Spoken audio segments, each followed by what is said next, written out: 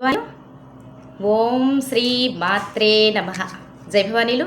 అయితే అందరికీ అక్షయ తృతీయ శుభాకాంక్షలు భవాని. ఈరోజు మీరు ఒక పరిష్కారం అయితే చేసుకోండి, సరేనా? అంతా మంచి జరుగుతుంది మీకు. జై భవాని. ఈరోజు అమ్మ దగ్గర ధనియాలు, చెక్క, లవంగాలు, అలాగే పసుపు చిటికెడు, కాయిన్ కూడా వేయాలి. వేసి పెట్టండి అమ్మ దగ్గర ఖచ్చితంగా. అలాగే నారికేళ జ్యోతిని కూడా వెలిగించండి భవాని. ఆవు నెయ్యితో నారికేళ జ్యోతిని ఖచ్చితంగా వెలిగించండి.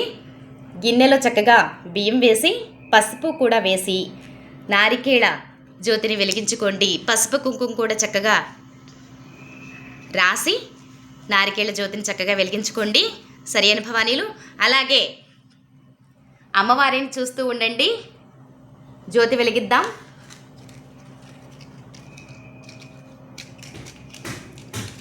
ఈరోజు అక్షయ తృతీయ కాబట్టి ప్రతి ఇంటా కూడా అమ్మవారు గల్లు గల్లున నడవాలని నేను కోరుకుంటున్నాను భవానీలు.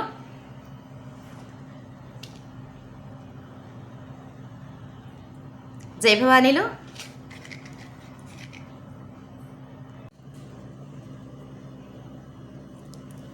జై భవానీలు. అమ్మవారి చక్కగా నారికేళ జ్యోతి వెలిగించాను. మీ అందరు కూడా చక్కగా నారికేళ జ్యోతి వెలిగించుకోండి ఈరోజు. జై భవానీలు. జై ఆదిపరాశక్తికి జై. అమ్మలగన్నమ్మకు జై. ముగ్గురమ్మల మూలపుటమ్మకు జై. హర హర మహాదేవ శంభో శంకర. ఓం నమ శివాయ. ఓం నమ శివాయ.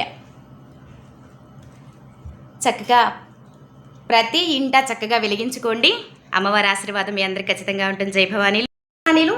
ఈరోజు బంగారం కొనలేని వాళ్ళు ఖచ్చితంగా కల్లు ఉప్పు, అలాగే ధనియాలు, మిరియాలు అన్నీ కొనుక్కోండి. ఖచ్చితంగా మీకు ఐశ్వర్యాన్ని అయితే ఖచ్చితంగా అమ్మవారు ఇస్తారు. జై భవానీలు. అందరూ బాగుంటారు. అమ్మవారి ఆశీర్వాదం ఖచ్చితంగా ఉంటుంది. జై భవాని.